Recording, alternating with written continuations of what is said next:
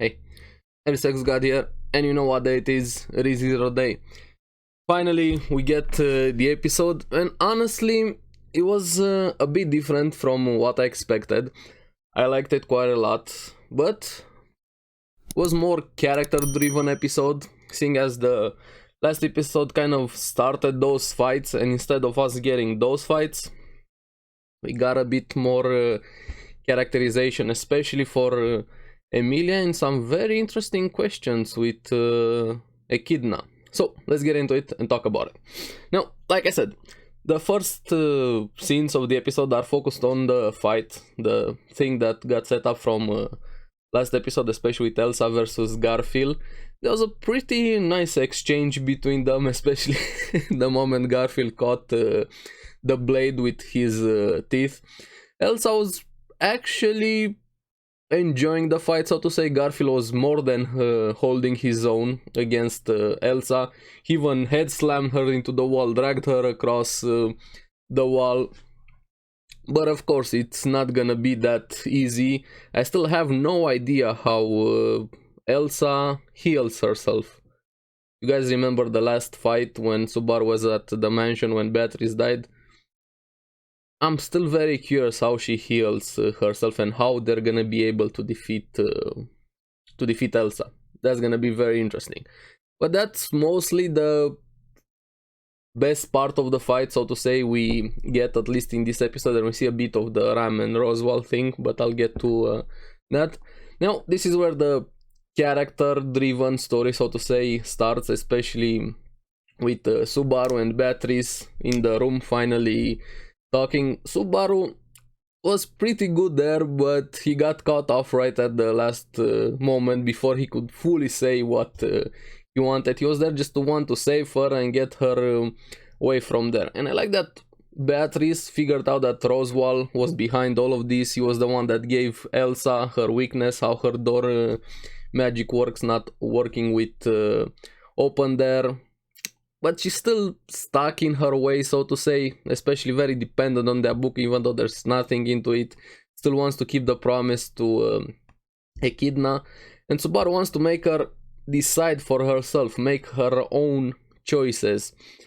Have you done anything so far by your own choice? And this is where she starts questioning herself, having doubts, very afraid, especially fear of abandonment. And that's since back in season 1. I think it was the scene when Subaru jumped down into those cliffs, if I remember correctly.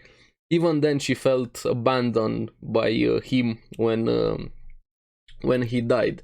So she's very afraid of losing people, and that's why she kind of pushes them away, not wanting to let them get close to her so she doesn't get hurt, always being left alone. Now, I can understand that going from her perspective, especially losing so many people. Ryu's also, that was a very important loss for her.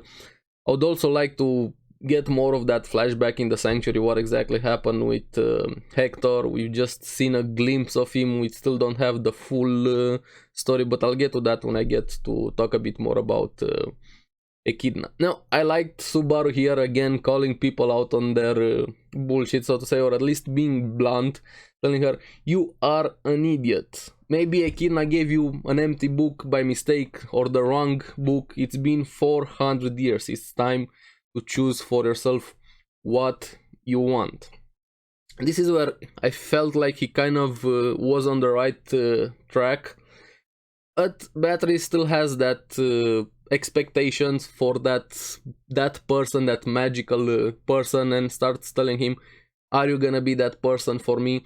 And of course, he just had the correct answer, so to say, but not the right answer, if you understand what I'm trying to say. He said, no, of course not, idiot, I can't be that person. But before he could fully finish his idea, she got mad and didn't, sort of misunderstanding happened, and she pushed him away, Beatrice style, locking the doorway to her. I'm very excited to see them continue their conversation. Hopefully he's gonna be able to reach her. I would really love to see Beatrice smiling and finally cracking that shell. She's put herself to, and others have put herself on onto her. The contract, the pressure, the loss, everything she's been through. She definitely deserves somebody that's gonna be there for her, and I feel like Subaru can accomplish that. But it gets cut off, especially since they got thrown out, or Subaru got thrown out. Now we also have him running into Otto and Petra, running away from Meili, the girl with the beast, and apparently one beast is also able to stand against that crystal warding thing. And we have them being saved by Frederica because Meili attacks. She also has Ram with her. She kept her world. Subaru is very happy. I feel like Ram is just being carried around by everybody right now. So far we haven't gotten any progress as to saving Ram, so to say. Of course, a lot of stuff have been happening, having to deal with the sanctuary, with the attack on the mansion, but hopefully after you get through this arc, maybe something Ram related, how he's gonna deal with that gluttony archbishop, which I honestly forgot his name, the one that was with Corneas when Ram was attacked, but that's probably way off. Now, I felt like I was part of this episode, honestly. I'm glad I got my cameo appearance in to a ReZero episode, my first debut as a character, because we have Meili with her Hippo Beast. That was looking so much like me, a thick boy over there breaking the wall. But yeah, thank you very much, I did an amazing job. I know, I'm joking, but still, you never know. Now, I liked Frederica also. Even at the beginning she was very proud of her brother, and even happy that she finally got to reunite with him. And now she has a reason to fight, but to fight to live. First time she was willing to die, but now she's fighting to live. She's very happy to fight against Meili, and she's gonna be the one going against her. Now, I hope she's gonna win, I have faith in her, but I still don't know how many tricks Meili has up her sleeves. Now, the funniest moment was over there after she saved Otto. She just dropped him instantly for Petra. Priorities over here. Come here, Petra and Otto on the ground. I like the priorities. Women, children, old men. And then Otto, so he's basically not even a man. Poor guy. I like Otto every time he gets the short stick of situations like this, which makes him the best boy. But Garfield is still up for that competition over there, especially his smile when we finally saw him break through his past. That was a great episode also.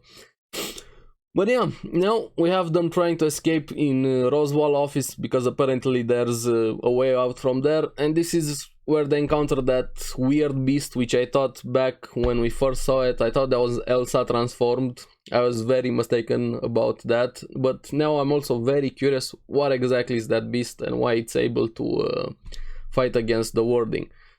Well, that's gonna be probably next episode. Now, this is where Emilia takes the focus of the episode, and I liked it quite a lot, even though I knew from the beginning what that trial was. I don't know why I could read the room, so to say. She goes in to take the trial. Now, the first trial was the past, this trial is the present, and it's a sort of situation of what could have been, and this was very painful. I actually got a bit emotional, more than a bit, for her. Just imagine seeing the perfect world, having all of the persons you love there, all of them alive, getting along, and there's some fun moments, because we have her being in the trial, she sees Fortuna, them being in the room, braiding their hairs, combing each other, having fun, and Fortuna was very embarrassed throughout this entire fake world, so to say. We have Juice also coming in, them basically like a family preparing to go to a picnic. And I like Juice, this smooth criminal, so to say. Hey, I hope this doesn't offend you, but I'm gonna be very, very honest. You look very nice. She got instantly embarrassed and flustered, Fortuna. Now, they go to their picnic. Even the other forest people tell them they look like a family, all three together, and they kind of do. It would have been perfect to have all of them together as what could have been. And Emilia even pushing it forward, asking Juice to come live with them. And Fortuna, them very, very flustered throughout this entire thing. Like I said, all of them happy times, enjoying together. Even her taking control of the situation, so to say. Emilia kind of put them into their spot to make a choice to come live together.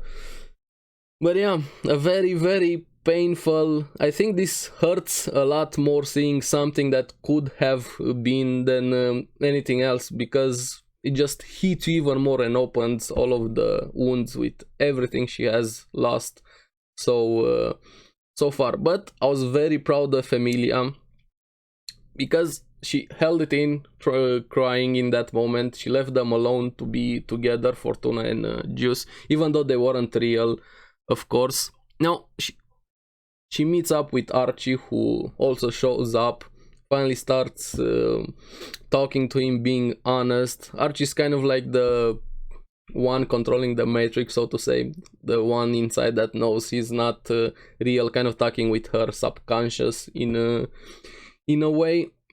And this is where she's finally honest with herself, when she has to make the choice, either stay here or leave, go into the real world. And I liked her admitting and finally recognizing, so to say, at least to herself, she wants to be strong like all of the others.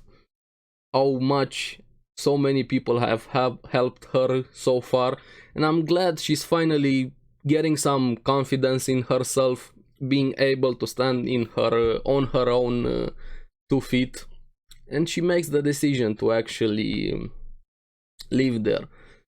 But this is where I got very curious.